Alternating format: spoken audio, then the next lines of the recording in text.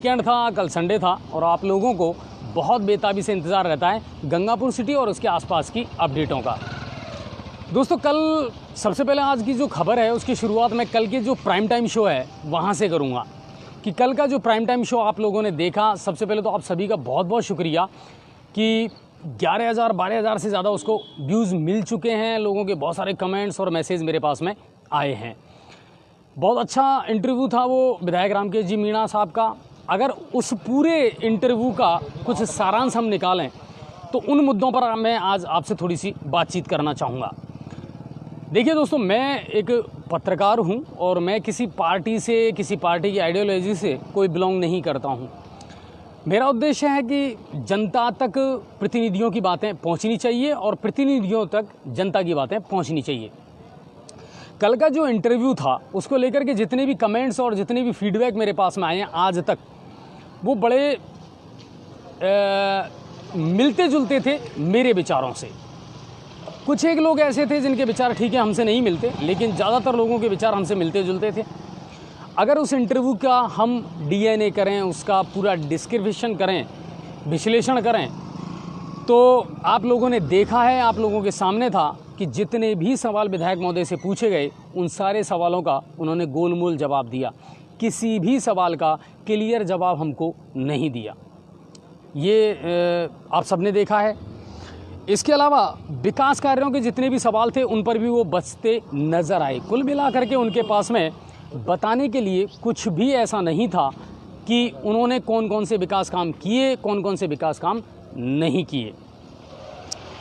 कुशालगढ़ चौराहों के सौंदर्यीकरण की बात हो, रोड लाइट्स की बात हो, जब ये सवाल मैंने उनसे पूछा तो मुझे बड़ा आश्चर्य हुआ कि वो इनको मुद्दा ही नहीं मानते, विकास के लिए इनको ज़रूरी और महत्वपूर्ण मानते ही नहीं हैं। सर, बहुत सारे ऐसे प्रोजेक्ट हैं, बहुत बड़े ऐसे प्रोजेक्ट हैं जो चल रहे थे गंगापुर सिटी में और आज वो बंद पड़े हैं और ठंडे बस्ते में चले गए। आज जो सत्ता में है जनता उन्हीं से सवाल करेगी। यानी कुल मिलाकर के ये है कि रामकेश जी को हर सवाल का जवाब क्लियरिटी के साथ देना ही पड़ेगा। इन सवालों से वो बचते नज़र आए। इसके अलावा देखिए कि जितने भी वो सवाल हमने उनसे पूछे हैं उनमें सिर्फ उन्होंने 2008 की जो अपनी उपलब्धियां हैं, 2008 में उन्होंने जो भी काम किया है, सिर्फ उन्हीं को उन्होंने गिनाया है। लेकिन अब जब जनता ने उनको चुन करके दोबारा भेजा है तब उन्होंने क्या किया, इसके बारे में उनके पास में कोई जवाब नहीं था। दावे बड़े हैं, बहुत कुछ उन्होंने कल ये दावे किए कि साहब मैं कानून व्यवस्था को सुधार दूंगा।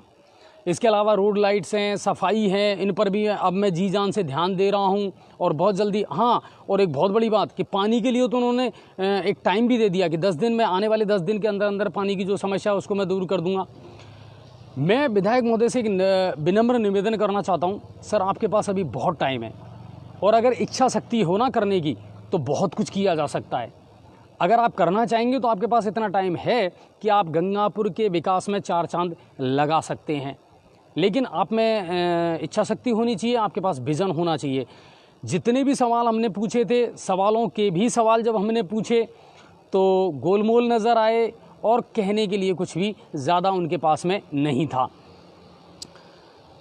बजाय विरोधियों पर आरोप लगाने के, जिस तरह उन्होंने भ्रष्टाचार है या भूमाफिया है उसको लेकर के किसी फैमिली को टारगेट किया गया या एक पार्टी को टारगेट किया गया। देखिए, आम जनता सुविधाएं चाहती है, आम जनता अपना हक चाहती है, उसे राजनीति से कोई लेना देना नहीं है और विकास के कामों में राजनीति होनी भी नहीं चाहिए, ऐसा मेरा मानना है। तो चाहे कोई भी विधायक रहा हो, चाहे कोई भी है, चाहे आने वाले समय में कोई भी विधायक रहे, सबका एक ही उद्देश्य होना चाहिए कि हमारे विधानसभा क्षेत्र का पूरा विकास होना चाहिए, चाहे वो शहरी क्षेत्र है, चाहे वो ग्रामीण क्षेत्र है। तो बजाय विरोधियों पर आरोप लगाने के, कोशिश ये करें कि मुझे अपना काम करना है और उसी पर कॉन्सेंट्रेट करें। भूमाफिया और अतिक्रमण का जो मकड़ जाल है, विधायक महोदय मैं फिर आपसे निवेदन करना चाहूँगा कि इस पर बड़ा गौर करें। आप बजाय दूसरों पर इल्ज़ाम लगाने के कोशिश ये करें कि इसकी जड़ तक पहुँचें और भूमाफिया जो है उसको कौन काम कर रहा है, उस पर कौन किस तरह काम कर रहा है, इसको आप करीब से देखें, भूमाफियाओं पर। और दूसरी बात, सबसे बड़ी बात है अतिक्रमण पर। अतिक्रमण का मकड़जाल इतना फैलता जा रहा है सर कि आने वाले समय में अपराधों की जड़ अगर होगा तो वो अतिक्रमण होगा। ये आज मैं आपसे कह रहा हूँ।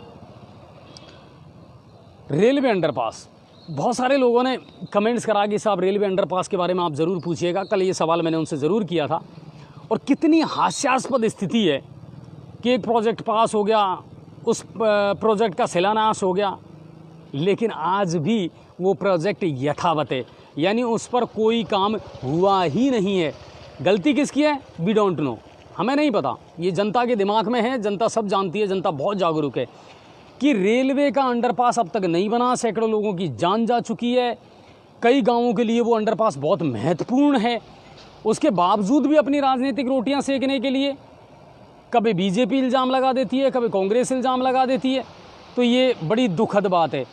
रेलवे का अंडरपास जो महूकला वाला है वो बनना ही चाहिए। आपने आनन फानन में जाकर के वहाँ शिलान्यास कर दिया, उसका उद्घाटन कर दिया, लोगों को बहुत हसीन से सपने आपने दिखा दिए कि साहब ये रेलवे अंडरपास है, ये बहुत जल्दी बनने वाला है, मगर वो आज तक नहीं बना और धरातल पर उसकी कोई सच्चाई सामने नहीं आई।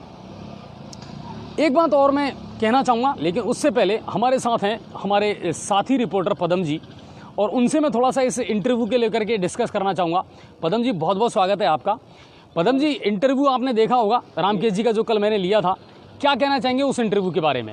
इंटरव्यू बिल्कुल बहुत शानदार था, इसके लिए आपका बहुत बहुत धन्यवाद। जो जनता की नब्ज़ थी, जो जनता के सवाल थे, जो जनता पूछना चाहती थी, वो आपने पूछे, इसके लिए बहुत एक बार फिर से आपको धन्यवाद। जब रेलवे का विधायक महोदय ने, जब पूर्व में ये विधायक थे, तो रेलवे का अंडरपास के लिए इन्होंने बराबर शिलान्यास पट्टिका लगाई गई थी, और रेलवे के जो यार्ड है माल गोदाम रोड, उस पर बराबर टेंट लगाया था। लेकिन आरपीएफ पुलिस, जो कि रेलवे पुलिस है, जब उसको भनक लगी तुरंत मौके पर पहुंची, और विधायक महोदय का, वर्तमान विधायक थे रामकेश जी, तो उनका तंबू डेरा उखाड़ के और उन्होंने बाहर कर दिया, क्योंकि रेलवे के पास, उनके पास कोई परमिशन नहीं थी इसकी। लोगों का, आरपीएफ का कहना था कि हमारे पास में कोई परमिशन नहीं है, इनके न कोई स्वीकृति हुआ, न कोई कुछ नहीं हुआ। ये बराबर उनकी लैंग्वेज में था कि ये फर्जी है बिल्कुल। तो कहीं ना कहीं आपको ये लगता है कि जाते जाते अपनी राजनीतिक इच्छा पूर्ति के लिए कहीं ना कहीं ये सिर्फ एक प्रोपेगेंडा बनाया गया था? उसकी बिल्कुल प्रोपेगेंडा ही था ये, एक तरह का नैपेड लगा लिया गया, फिर लोगों ने इंतजार भी किया। अगर विधायक महोदय चाहते तो इसको, मतलब अब दोबारा पुनः विधायक बन चुके और करीब 2-2.5 साल का टाइम हो चुका, इसको आते ही पुनः बनवा सकते थे। इसके लिए जो पूर्व सरपंच हंसराज गुर्जर की आधी ज़िंदगी गुजर चुकी है, मतलब आंदोलन करते करते कई बार उन्होंने ट्रेन रोकने की धमकी भी दी थी कई बार, और इसमें सैकड़ों आदमी मर चुके हैं। मतलब हर इसका 3 पुलिया के आसपास का, इसके नहीं बनने के चलते हर एक महीने में 1-2 मौतें ट्रेन से कटने से होती है। अच्छा पदम जी, मैंने कल उनसे जब सवाल पूछा कि सर दूसरों पर आरोप लगाने या उंगली उठाने से अच्छा ये है कि आप अपने पिछले 1-1.5 साल का जो कार्यकाल है वर्तमान में, उसकी कुछ उपलब्धियां गिनवाइए, तो इसका भी उन्होंने कोई जवाब नहीं दिया। तो क्या है कुछ कहने को उनके पास? विधायक महोदय को ये करना चाहिए था, दूसरा व्यक्ति क्या कर रहा है उससे मतलब नहीं होना चाहिए, अपन खुद क्या कर रहे हैं उस पर ध्यान देना चाहिए, जिससे उनका पब्लिक उनका हमेशा याद रखे उन्हें।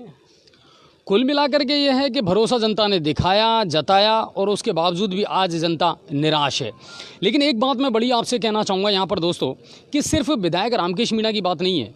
अगर आप पूरी राजस्थान सरकार की बात करें तो एज ए पत्रकार मैं जितनी रिपोर्ट्स देखता हूँ और करीब से इन खबरों को देखता हूँ, पॉलिटिकली खबरों को, राजस्थान सरकार इस समय 2 भंवरों में फंसी हुई है। मुख्यमंत्री अशोक गहलोत और उप मुख्यमंत्री सचिन पायलट, इन दोनों के बीच में जनता पिस रही है। मुख्यमंत्री अशोक गहलोत व्यक्तिगत रूप से कितने अच्छे हैं, क्या उनका विजन है, ये सब लोग जानते हैं, लेकिन कोई भी मौजूदा राज्य सरकार में ऐसा कोई मिनिस्टर नहीं है जो सक्रिय हो या जो इस समय छाया हुआ हो या अपना काम कर रहा हो।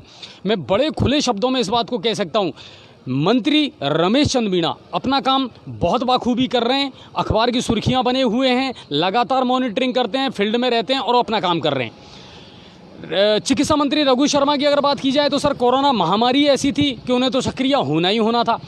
इसके अलावा कोई भी राजस्थान सरकार का ऐसा मंत्री नहीं है जो इस समय सक्रिय हो या अपने काम को पूरी ईमानदारी के साथ में कर रहा हो। तो सिर्फ एक विधायक की बात नहीं है, पूरी राजस्थान सरकार लेवल पर अगर बात की जाए तो राजस्थान सरकार लेवल पर इस समय पूरी तरह फेलियर है।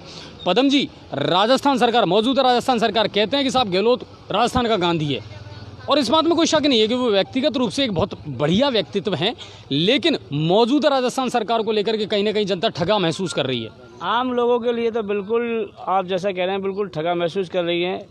अभी जिला कलेक्टर महोदय ने एक आदेश निकाला था बजरी के लिए, जी, बजरी के लिए, लेकिन आम उपभोक्ता के लिए मेरा छत की मकान टपक रहा है, मेरे को एक ट्रॉली बजरी चाहिए, तो बजरी कहाँ से लेकर आऊँ? जो बजरी 2500 की आती थी अब वो 15,000 रुपये की आ रही है जब से इन्होंने आदेश निकाले। आदेश तो निकाल लिए, क्या बजरी अब आ नहीं रही है? जो बजरी पहले 2500 की आती थी अब 15,000 रुपये आम लोगों को देने पड़ रहा है। बिल्कुल। और वहीं थैलियों का हिसाब किताब आम उपभोक्ताओं पर, दुकानदार, छोटे छोटे व्यापारियों पर चालान करवा देते हैं, जबकि आपको सुप्रीम कोर्ट के आदेश है थैली बंद करने के, तो ये थैलियों को मिल फैक्ट्री बंद क्यों नहीं करते? अगर आपको ये ढकोसला क्यों करती सरकार? इनको दिखता नहीं कि आम व्यापारी कितना पिस रहा है इसके अंदर, आए दिन चालान करते हैं। और जबकि ये बड़े बड़े अधिकारी, मंत्री और ये संतरी जब दुकानों पर जाते हैं तो दुकान पे क्या कहते हैं, यार इसको डबल थैली कर देना, इसको यार सामान फट जाएगा। क्या उनको, क्या कभी इनने सोचा कि थैली इस्तेमाल नहीं करते? ढकोसलाबाजी क्यों हुई? कुल मिलाकर के ये है कि कड़वा सच तो है। देखो सामने तो आएगी। रोटी फिल्म का एक गाना है ना, उसकी कुछ पंक्तियाँ याद है कि ये पब्लिक है, ये सब जानती है, अंदर क्या है बाहर क्या है ये सब कुछ पहचानती है, और ये पब्लिक है, ये सब जानती है। तो अब छुपा हुआ कुछ भी नहीं है। राजस्थान सरकार खुद कुल मिलाकर के फेलियर है, और इसका एक अच्छा उदाहरण मैं आपको देता हूँ। 10th और 12th की बोर्ड एग्ज़ाम गवर्नमेंट ने करवा दी, लेकिन ग्रेजुएशन वाली जो एग्ज़ाम है, यूनिवर्सिटी की लेवल की जो एग्ज़ाम है, उनको पोस्टपोन कर दिया। जबकि वो ज़्यादा मैच्योर हैं, वो शायद ज़्यादा सोशल डिस्टेंसिंग और गाइडलाइन का पालन कर सकते थे, मगर उनकी एग्ज़ाम पोस्टपोन कर दी गई, और जहां सबसे ज़्यादा स्टूडेंटों की तादाद थी उस एग्ज़ाम को आनन फानन में राजस्थान सरकार ने करवा लिया।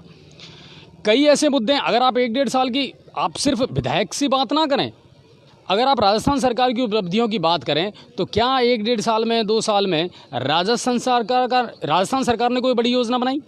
क्या राजस्थान सरकार ने कोई बड़ी राहत दी? सर, सब चीज़ों को छोड़िए, लेकिन आम आदमी के बिजली के बिल अभी भी माफ़ नहीं हुए हैं। राजस्थान सरकार चाहती तो आम आदमी को राहत दे सकती थी, और आज भी चाहती है तो राहत दे सकती है। सहकारिता मंत्री उदयलाल आंजना की अगर बात की जाए, बहुत बड़े बड़े दावे किए कि साहब 16,000 करोड़ रुपए का कृषि ऋण किसानों को दिया जा रहा है सोसाइटियों के माध्यम से। उसकी भी सबसे बड़ी सच्चाई जब हमने जाकर के मालूम करी सोसाइटियों में कि जिनका लोन पहले से चल रहा है, उसी लोन में सिर्फ 10% और 15% मिला करके आगे थोड़ा सा बढ़ा दिया, और वही लोन लोगों को दे दिया गया है। तो कुल मिलाकर के ये है कि पर्दे के पीछे कहानी कुछ और है, और पर्दे पर सामने कहानी कुछ और है। सिर्फ विधायक का दोष नहीं है, दरअसल फेलियर ऊपर की कुर्सी से है, ऊपर की सत्ता से है। तो फिर विधायक क्या कर सकता है? हर विधायक का यही रोना है। हमने एक सवाल और पूछा था विधायक महोदय से, हर व्यक्ति की अपनी एक आइडियोलॉजी होती है, आप किस पार्टी की आइडियोलॉजी में बिलीव करते हैं, आप किस पार्टी से जुड़ना चाहते हैं, आप किस पार्टी पर विश्वास करते हैं, लेकिन उसका भी वो कोई माकूल जवाब नहीं दे पाए। तो कुल मिलाकर के कल का जो इंटरव्यू था वो बड़ा खूबसूरत रहा, और हम विधायक महोदय को भी बहुत बहुत धन्यवाद देते हैं कि सर हम तो चाहते हैं आप काम करें, आपके पास अभी भी टाइम है, आप अच्छा काम करके दिखाएं तो लोग आपकी वाही ज़रूर करेंगे। जातिवाद और क्षेत्रवाद की राजनीति का गंगापुर सिटी में कोई स्थान नहीं होना चाहिए, या किसी भी राजनीति में कोई स्थान नहीं होना चाहिए। जातिवाद और क्षेत्रवाद, इसको लेकर के भी कल मैंने एक सवाल उनसे पूछा था। कड़वा सच तो है पदम जी, ये बिल्कुल कड़वा सच, लेकिन स्वीकार दोनों ही विधायकों ने नहीं किया। गंगापुर सिटी में जातिवाद की तो बहुत भयंकर ही राजनीति चल रही है। अगर जातिवाद नहीं होता था गंगापुर आज कहाँ से कहाँ पहुँचता। हालांकि विधायक महोदय ने, गंगापुर सिटी के विधायक महोदय ने लॉकडाउन के दौरान पूरा हो चुका, लेकिन एक चीज़ स्थिति है, गंगापुर सिटी के अंदर कानून की स्थिति बिल्कुल बिगड़ चुकी है। अपराध दिन पे दिन बढ़ता जा रहा है, कानून के रखवालों का कोई ध्यान नहीं है, इस पर भी ध्यान देना चाहिए।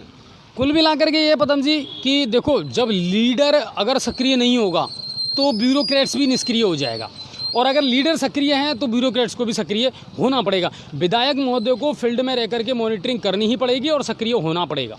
जो अच्छा काम पुलिस अधिकारी करे या पुलिसकर्मी करे तो उनका बराबर सम्मान होना चाहिए, लेकिन आम जनता बहुत ही चोरी के मामले में, लूटपाट के मामले में, जैसा कि कल रात्रि को ही एक सुर मोबाइल वाले का 48,000 रुपये छीन लिए गए, उसके साथ बुरी तरह से मारपीट की गई और अभी तक वो अपराधी पकड़े नहीं गए, जबकि वो नामजद अपराधी हैं वो।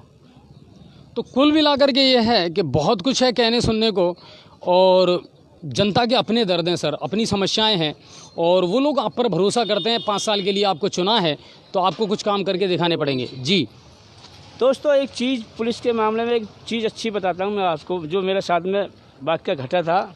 एक फवारे चौक पे खंडेलवाल जेल के बगल में एक कचौड़ी वाला है, पुलिस वालों ने उनका क्या चालान कर दिया था। चालान जाके उसने चालान भर दिया बेचारे ने। तो चालान भरने के बाद में एक पुलिस वाले ने उनसे कहा कि मुझे 500 रुपये चाहिए इसके लिए, चालान के लिए। उसने बेचारे ने 500 रुपये दे दिए। फिर उन्होंने मेरे को फ़ोन कर दिया कि भैया मैंने 500 रुपये ले लिए। मैंने कहा यार चल, अब तेने दे दिया तो कोई बात नहीं। मैंने कहा यार क्यों रस्ते हो, तुम्हारे लिए परेशान करेंगे। फिर दूसरे दिन एक पुलिस वाला आता है, हेड कांस्टेबल, उनके पास के भैया 300 रुपये मुझे दो और मैं आपका चालान कोर्ट में पेश करूँगा, मुझे फ़ाइल जमा करानी है। उन्होंने मेरे को दोस्तों, बड़ी दिलचस्प बात है, ध्यान से सुनना इस चीज़ को, कभी ऐसा कभी किसी के साथ में नहीं होगा। जैसे ही उन्होंने मेरे को फ़ोन किया, दुकानदार ने, मेरा पड़ोसी था, तो उन्होंने कहा, मैंने हेड कांस्टेबल साहब को किया, मैंने सर पदम जोशी बोल रहा हूँ, पत्रकार, बताइए। उन्होंने कहा हाँ यार वो 300 रुपये, मतलब उसकी पुलिसकर्मी की, हेड कांस्टेबल की इतनी हिम्मत देखिए आप। मुझसे कहा यार वो 300 रुपये दिलवाइए आप, हो सकता है वो नया आया हो, मुझे नहीं जानता हो। फिर मैं कोतवाली थाने में गाड़ी पे बैठ के गया और वो दुकानदार ने कहा ये हेड साहब हैं जो 300 रुपये मुझे मांग रहे हैं, जबकि मैं 500 रुपये पहले दे चुका। इसके लिए मैंने कहा भैया ऐसा है हेड साहब, इसको तो पावर है नहीं, ये तो छोटा भाई है, इसके बड़े भाई साहब हैं, उनसे आप जितना पैसा लेना चाह आप पैसे ले लीजिए, वो दे देंगे। तो मैंने पुलिस उपाधीक्षक किशोरी लाल को फ़ोन लगाया, कहा कि ये भाई साहब हैं, इनके से पैसे मांग लो आप। तो हेड कांस्टेबल ने कहा कि भैया मैं हेड कांस्टेबल कोतवाली थाने से बोल रहा हूँ और वो 300 रुपये दिलवाइए इनसे। तो उधर से फ़ोन आया, भैया किससे बात कर रहा है? मैं पुलिस उपाधीक्षक किशोरी लाल बोल रहा हूँ। तो उन्होंने कहा, मेरे से कहा यार आपने फ़ोन किससे बात करवा रहे हो? मैंने कहा भैया पुलिस उपाधीक्षक किशोरी लाल जी से बात करवा रहा हूँ आपकी। तो उन्होंने कहा सर प्लीज़, मैं तो पैसे मांग ही नहीं रहा। बुरी तरह से वो गिड़गिड़ाने लगा। तो इस तरह की, इसके बाद भी पुलिस वाक़या पूरा घटने के बाद में रिकॉर्ड दर्ज हो गया, पूरा थाने में हंगामा मच गया। इसके बाद भी मतलब पुलिस उपाधीक्षक ने उस हेड कांस्टेबल के खिलाफ कोई कार्रवाई नहीं की गई आज तक। बड़ा इल्ज़ाम है सर, और सीधा इल्ज़ाम है, और पूरे एविडेंस के साथ ही इल्ज़ाम है। पदम जी बहुत सीनियर पत्रकार हैं, गंगापुर सिटी की हर खबर पर बड़ी बारीकी से नज़र रखते हैं, और जब वो कोई बात कह रहे हैं तो बड़े जिम्मेदारी के साथ कह रहे हैं। जब हम आपके सामने बोल रहे हैं तो बड़ी जिम्मेदारी के साथ बोल रहे हैं कि कितनी हास्यास्पद स्थिति है। और एक बात और मैं आपको बताऊं, आपने भी अक्सर थाने में देखा होगा, और पदम जी और हम रात दिन इस चीज़ को देखते हैं, फेस करते हैं, कि एप्लीकेशन लिखने के लिए पुलिस वाले एक कागज़ तक नहीं देते, रिम तक नहीं देते। दोस्तों मैं आपको बताता हूँ, आपका कितना काम कोतवाली थाने में पड़ा होगा या सदर थाने में पड़ा, किसी थाने में, राजस्थान के किसी थाने में पड़ा होगा, बिना पैसे के आपकी पहली बार तो FIR दर्ज नहीं की होगी, और मौके पर जाएगा चालान वाला, करने वाला जाएगा तो वो आपसे पैसे लिए होंगे, और बाद में वो कोर्ट में चालान पेश करेगा, वो पैसे लेगा आपके मौके मंगाने के, फिर इसके बाद में रफा दफा करने के वो पैसे लेगा। मतलब दोस्तों ये बताओ, आपने पुलिस से बात बहुत पाला पड़ा होगा आपका, क्या किसी पुलिस वाले ने, आप कहीं गए होंगे, मैं सीधा इल्ज़ाम लगाता हूँ, अगर सबूत देना चाहो तो सबूत भी मैं दूंगा आपको। आप ये बताइए कितने थाने में आपने गए, या कितने का काम भी में हो चुका? आपका वेरिफिकेशन का काम होता है किसी नौकरी का, तो वेरिफिकेशन के नाम पे कितने पैसे अब तक दे चुके? मतलब फ़ोन करने के बाद में अच्छे से लोगों को वेरिफिकेशन के आपको भेंट चढ़ानी पड़ेगी, तब आपका वेरिफिकेशन होगा। कुल मिलाकर के ये है साहब कि बख्शीश इसको कहते हैं, और मेरे सामने भी इस तरह के बहुत सारे केसेस आते रहते हैं कि पुलिस वेरिफिकेशन करने भी वो व्यक्ति जा रहा है जो पुलिस की मैस में काम करने वाला है।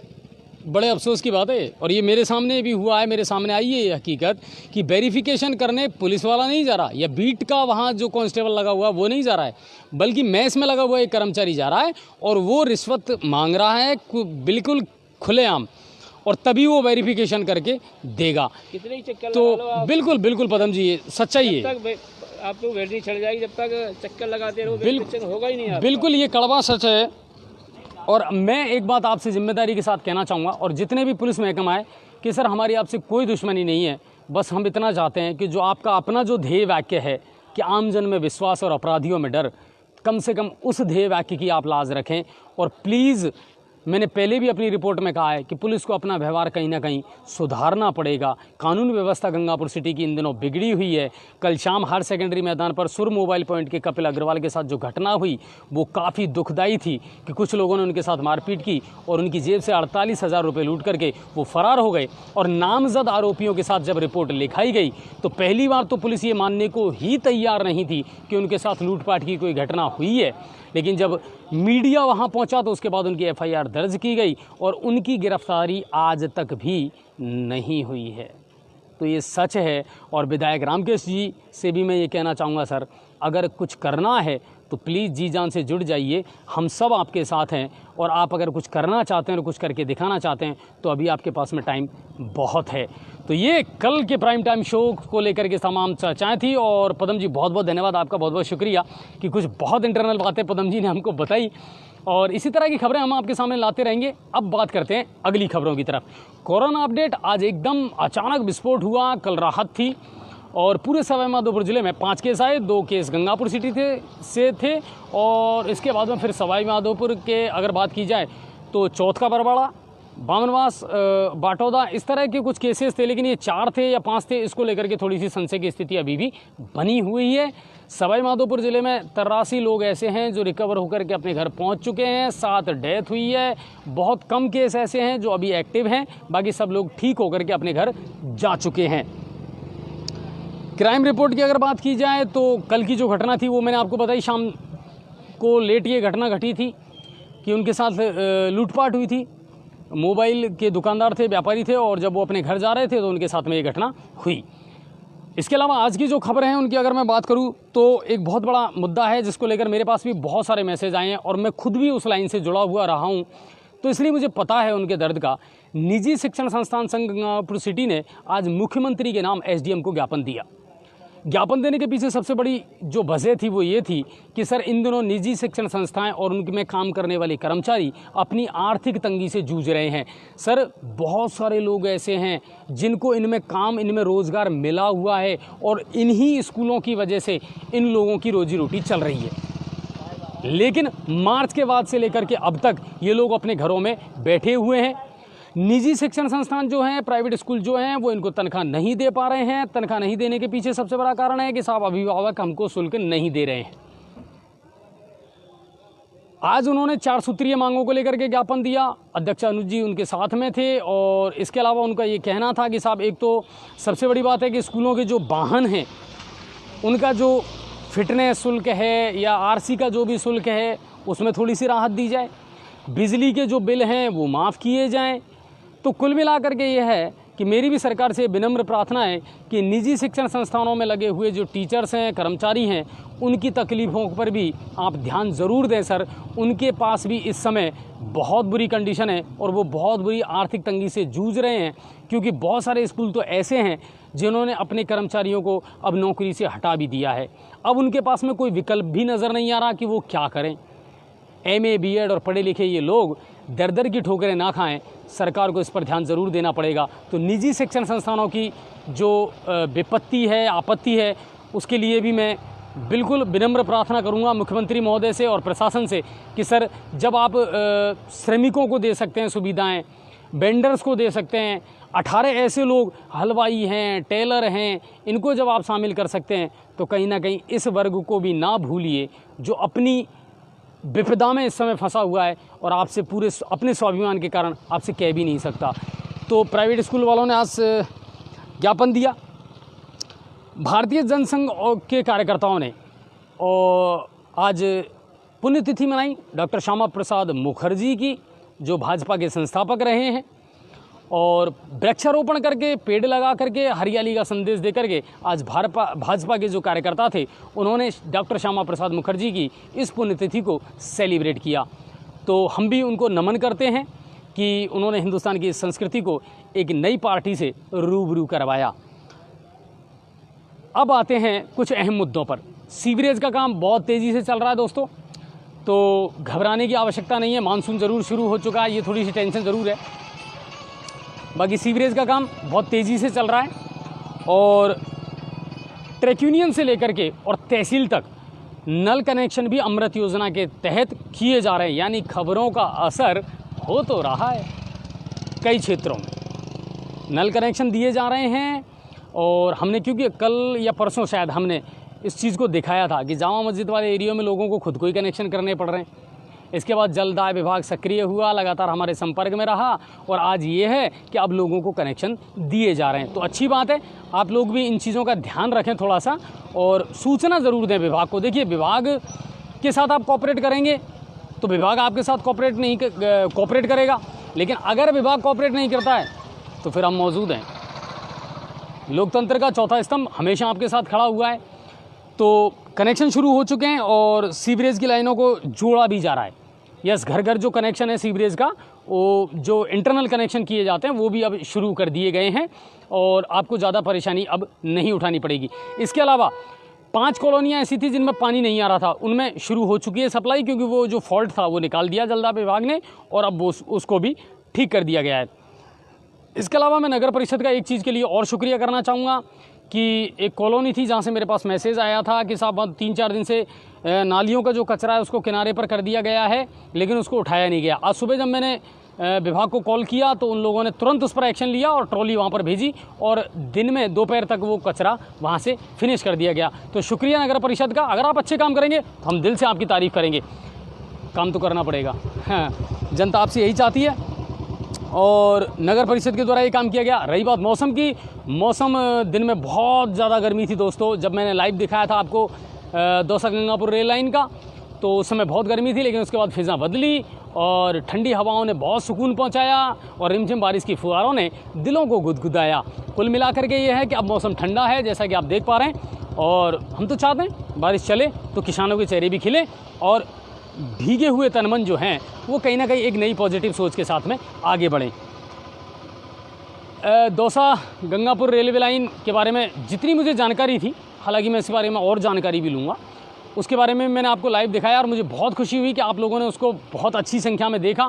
आप हमारी खबरों को शेयर कर रहे हैं, इसकी भी मुझे बहुत बहुत बहुत खुशी है। आप शेयर करिए, प्रशासन तक पहुंचाइए। प्रशासन अब सक्रिय हो चुका है, विधायक महोदय को भी सक्रिय होना पड़ेगा और उम्मीद करते हैं कि आने वाले समय में गंगापुर की फिज़ा ज़रूर बदलेगी और हालात ज़रूर सुधरेंगे। धीरे धीरे काम हो तो रहे हैं, बाकी इनमें स्पीड आना, तेज़ी आना, रफ्तार आना बहुत ज़रूरी है। तो धीरे धीरे सारे काम होंगे। और बाकी क्राइम में आज और कोई रिपोर्ट नहीं थी। बामरवास, वजीरपुर और बाटौदा से हमारे पास कोई नई खबर आई नहीं थी। वहाँ सब कुछ ऑल इज़ वेल है, सब कुछ ठीक चल रहा है।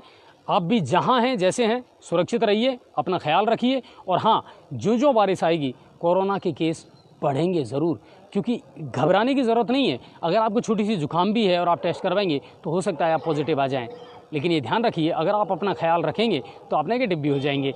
तो कुल मिलाकर के रिकवरी रेट बहुत अच्छी है, घबराने की आवश्यकता नहीं है, सब कुछ ठीक चल रहा है। और फिर बड़े मुद्दों पर और आने वाले समय में हम बड़े बड़े लोगों से, बड़े बड़े अधिकारियों से और जिम्मेदार लोगों से आपका इंटरव्यू करवाते रहेंगे। और ये मेरा इंटरव्यू नहीं है, ये आप लोगों का इंटरव्यू है।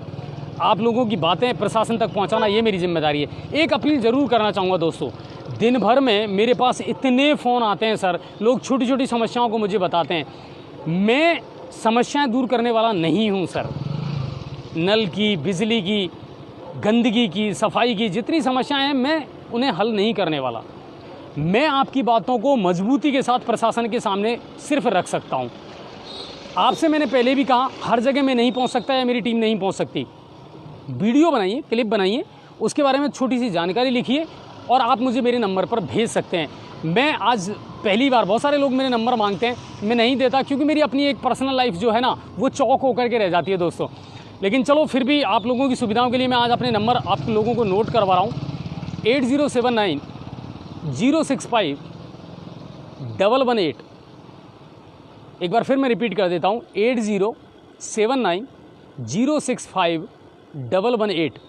ये मेरे व्हाट्सअप नंबर हैं। आप अपनी जो भी प्रॉब्लम्स हैं, लेकिन छोटी मोटी नहीं, पहले आप अपने स्तर पर कार्रवाई कीजिए, संबंधित अधिकारी को कॉल कीजिए, उनसे बात कीजिए, और उसके बाद जब आपको लगता है कि मेरा काम नहीं हो रहा इजीली, तब आप मुझे कॉल कीजिए। मैं डेफिनेटली आपकी जो भी हेल्प हो सकेगी वो करने का प्रयास ज़रूर करूँगा। तो जी न्यूज़ पोर्टल को जितना प्यार आप लोग दे रहे हैं उसके लिए भी मैं आप लोगों का बहुत दिल से आभारी हूँ। और इसी तरह जी न्यूज़ पोर्टल देखते रहिए, गलत कमेंट ना करें, किसी पर व्यक्तिगत टिप्पणी ना करें। हमारे लिए हर व्यक्ति बहुत इज्जत वाला और बहुत सम्माननीय है। हम सबका सम्मान करते हैं दिल से, और सभी को बहुत बहुत शुभकामनाएं। खुश रहें, मस्त रहें और एंजॉय करते रहें और देखते रहें हर खबर की अपडेट जी न्यूज़ पोर्टल पर। नमस्कार।